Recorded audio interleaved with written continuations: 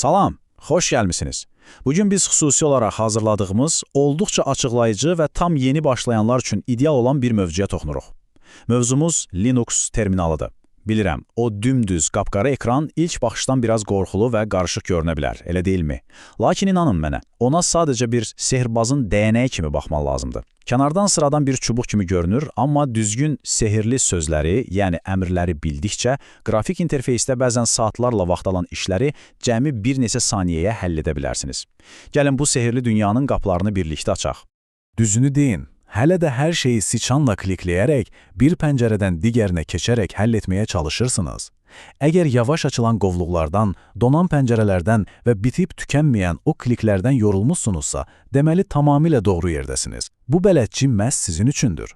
Narahat olmayın, heç bir ön biliyə ehtiyacınız yoxdur. Sadəcə rahat əyləşin, çünki bugün siz heç bir əziyyət çəkmədən əmr sətri ilə necə rəqs edəcəyinizi öyrənəcəksiniz. Yaxşı, planımız necə olacaq? Qısa və net bir yol xəritəmiz var. Əvvəlcə qara ekrandan qorxmuruq. Sonra bu dünyanın xəritəsini öyrənirik. Ardından ən vacib sehirli sözlərlə tanış oluruq. Daha sonra təhlükəsizlik qaydalarını yadda saxlayırıq və ən nəhayət öz ilk praktiki sərgüzəştimizə çıxırıq. Hazırsınızsa, başlayaq.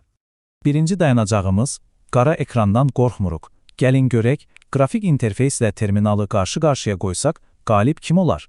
Təsəvvür edin, hər gün istifadə etdiyimiz o qrafik interfeys, yəni rəngli pəncərələr, ikonlar, animasiyalar, kompüterinizin resurslarını sanki içir. Amma əmr sətri, o sadəcə və sadəcə mətnlə işləyir. Nəticə, şimşək sürətində bir performans. Həm daha az resurs sərf edir, həm də ən əsası odur ki, dünyadakı nəhəng serverləri idarə etməyin tək və mütləq yolu məhz budur. Yəni, əsl peşəkarların dünyasına daxil olursunuz. Terminalı açanda qarşımıza çıxan o qəribə sətir var ha? Əslində o bizimlə danışır. Sadəcə dilini anlamaq lazımdır.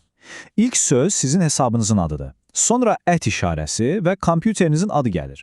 O balaca dalğalı tilda işarəsi isə sizə ev qovluğunda olduğunuzu bildirir. Ən sondakı dollar işarəsi sadəcə olaraq sistemin sizdən əmr gözlədiyini göstərir. Amma bir nüans var. Əgər dollar əvəzinə hashtag görsəniz, biraz ehtiyatlı olun. Bu o deməkdir ki, siz tam hüquqlu administrator, yəni root rejimindəsiniz. İndi isə keçirik ikinci mərhələyə. Xəritəmiz. Nə də olmasa, yad bir məkanda evdən çıxmazdan əvvəl hara gedəcəyimizi bilməliyik, elə deyilmi? Baxın, çoxumuz Windows'un o məşhur C və D disklərini öyrəşmişik. Sistemi belə ayrı-ayrı qutular kimi təsəvvür edirik. Lakin Linux tamamilə fərqli bir məntiqlə işləyir. Burada hər şey tək bir kökdən qaynaqlanan nəhəng bir ağac kimidir və o ana kök sadəcə bir slash işarəsi ilə təmsil olunur. Sisteminizdəki bütün digər qovluqlar və fayllar məhz bu tək kökün budaqlarıdır. Hər şey bir yerdə, tam bir bütövlükdədir. Üçüncü hissəyə gəldiyi çatdıq, sehirli sözlər. Artıq bu yeni ərazidə sərbəst hərəkət etmək və nələrsə yaratmaq üçün əsas əmrləri öyrənməyin vaxtıdır. Əgər bu nəhəng fayl ağacında qəfildən assanız, qətiyyən panikaya düşməyin. Sadəcə terminala pwd yazın və enter vurun. Bu üç kiçik hərf dərhal dayandığınız yeri çap edəcək və mən haradayam sualınız saniyəsində cavab verəcək. Çox rahatdır. Yaxşı, bəs ətrafımda nələr var? Sualını necə veririk? Bunun üçün Alice sehrini işlədirik. Sadəcə Alice yazmaq kifayətdir ki, faylları görəsiniz.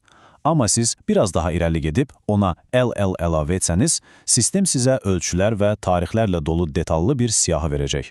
LA yazsanız, o görünməz gizli fayllar da üzə çıxacaq. Və əgər hər ikisini birləşdirib LA yazsanız, artıq o qovluğun heç bir sirri sizdən qaça bilməz. İndi isə hərəkət etmək vaxtıdır. Bunun üçün CD əmrini istifadə edirik. Kök qovluğuna getmək üçün CD/, birbaşa öz isti evinizə qayıtmaq üçün CD tilde və ya bir qovluq yuxarı, yəni geriyə çıxmaq üçün CD 2 yazırsınız. Və sizə bir sir verim, mənim ən sevdiyim CD- əmridir. Bu sizə bir əvvəlki qovluğa anında, göz qırpımında qayıtmağa imkan verir. Əsl vaxt qənaətidir. Gəzməyi öyrəndik. Bəs yoxdan nələrsə yaratmaq istəsək? Çox sadə. mkdir yazırsınız və saniyələr içində yeni qovluğunuz yaranır. Bəs fayl? Touch əmri adından da göründüyü kimi əsl sehirli bir toxunuşdur. Yazan kimi anında qarşınızda boş bir mətin faylı peyda olur. Yaratdıqlarımızı kopyalamaq lazım olanda cp əmrindən istifadə edirik. mv əmri isə əsl İsveçrə çaxışı kimidir. Onunla İstədiyiniz faylı həm başqa bir qovluğa daşıya bilərsiniz, həm də eyni yerdə sadəcə adını dəyişə bilərsiniz. Bir əmr, 2 möhtəşəm funksiya. Dördüncü hissəmiz biraz daha ciddidir. Təhlükəsizlik və super güclər. Unutmayın ki, böyük güc hər zaman böyük məsuliyyət tələb edir. Gəlin qaydalara baxaq. Zəhmət olmasa bunu yaddaşınıza çox yaxşı həkk edin. Terminalda RM əmri ilə hər hansı bir faylı sildinizsə, vəssalam. O biri əməliyyat sistemlərindəki kimi ayda səhv etdim, gedim zibil qutusundan qaytarım, şansınız yoxdur. Sildiyiniz an o fayl kosmosun dərinliklərində həmişəlik yox olur. Ona görə də silməmişdən əvvəl 2 dəfə düşünün. Amma eyni zamanda möhtəşəm super gücləriniz də var.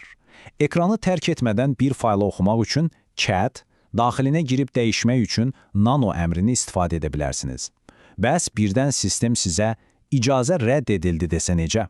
O zaman əmrin qarşısına sehirli sudo sözünü əlavə edərək özünüzə müvəqqəti super istifadəçi gücləri verirsiniz və bu güclə apt vasitəsilə ehtiyacınız olan minlərlə proqramı cəmi bir sətirlə saniyələr içində quraşdıra bilərsiniz. Terminalda rahat nəfəs almaq və vaxt qazanmaq üçün bu cədvəli əzbərləyin. Uzun əmrləri və ya fayl adlarını sonadək yazmaq yerinə hər zaman tab düyməsinə vurun. Sistem onu sizin yerinizə avtomatik tamamlasın. Köhnə əmrlər üçün sadəcə yuxarı ox düyməsini istifadə edin və ən əsası, əgər işlər nəzarətdən çıxarsa, bitməyən bir proses başlasa, dərhal Ctrl+C kombinasiyasına basın. Bu sizin panik düymənizdir. Hər şeyi o an dayandırır. Təhlükəsizliyin təməlində isə fayl icazələri dayanır. Siyahılarda gördüyünüz o sirri RWX hərfləri var ha, onların mənası əslində çox sadədir. Read yəni oxuma, write yazma və execute icra etmə. Bu hərflər bizə konkret olaraq kimin fayla baxa biləcəyini, kimin onu dəyişdirəcəyini göstərir. Sistemin qala divarları məhz bu hərflərlə hörülüb. Və nəhayət, gəldik çıxdıq 5-ci hissəyə. İlk terminal sərgüzəştiniz. Artıq nəzəriyyəni bir kənara qoyub, öyrəndiklərimizi praktikada sınaqdan keçirmək vaxtıdır.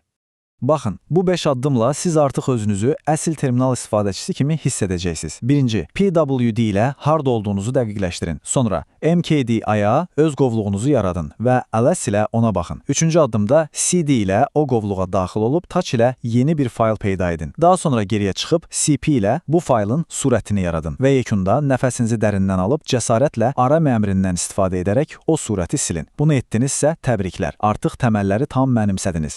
Bitirməzdən əvvəl sizə üzərində düşünməyiniz üçün kiçik, amma vacib bir sualım var.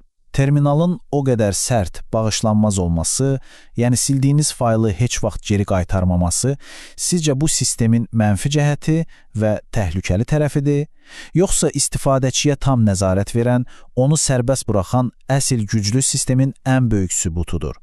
Bu barədə mütləq düşünün. Ümid edirəm ki, bu açıqlayıcı bələdçimizdən sonra qara ekran sizin üçün bir canavar deyil, çox güclü və sadiq bir köməkçiyə çevrildi. Öyrənməyə davam edin, sehirli sözlərdən çəkinməyin. Növbəti görüşlərədək.